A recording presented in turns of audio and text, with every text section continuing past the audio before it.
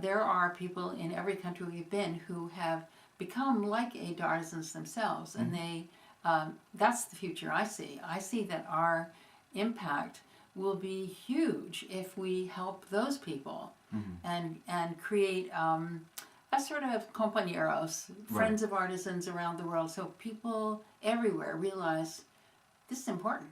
These people are very skilled, and this can be an economic boost almost anywhere.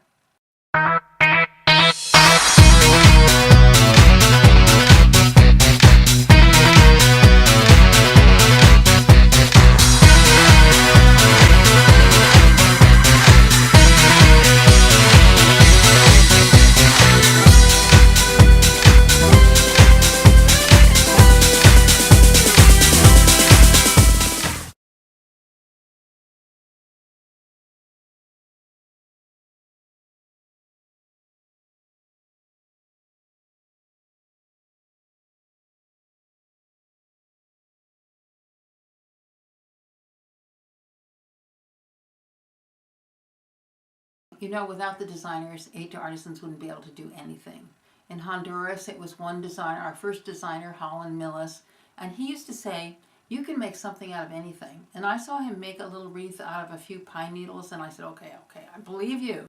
The designers that we work with are usually very good themselves with their hands. So they demand immediate respect. Dulcie Lewis was our second big designer, textile designer. When she sat down in the loom, those Hungarian women, you know, they've been like this before, like, who's this? What does she know? But she got the shuttle going back and forth so fast that they were stunned, and what she wove was really good. Wow. So designers who know how to make things themselves, and usually they do know how. Right. They usually can't help it.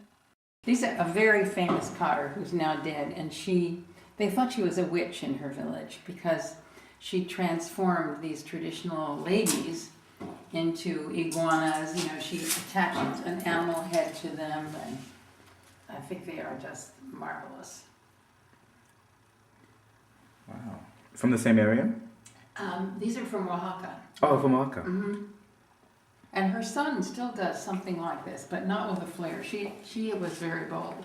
Fair trade, we are members of it, and we believe in it. We just don't, we aren't so vocal. Actually, we don't have to be, because the fair trade movement is. Right. And the green is very strong. So between that and the other part that we maybe need to emphasize more is the cultural background, that how important some of these colors and patterns and things, they all mean something. Okay, so start with brass, which has been 18 karat gold plated. That's this, and these circles are rings, little rolls of wax. They're shaped into this and curled around. When they're finished, the wax is finished, and it's life size. So this is what, 1.5 inches. Then this is rolled in charcoal, then in clay. Then it's put in a furnace, which is hand bellowed, made really hot. The wax melts out. They sometimes pour it out and save it. Then they pour in a recycled brass, and it's usually old radiators or old faucets. So then they have a beautiful little brass piece, which they have to polish the edges a little. And then it gets gold plated. That's why it looks so great. So if I'm talking to a blog reader, I am about 100 years older than any of you are. That's the first thing you have to know.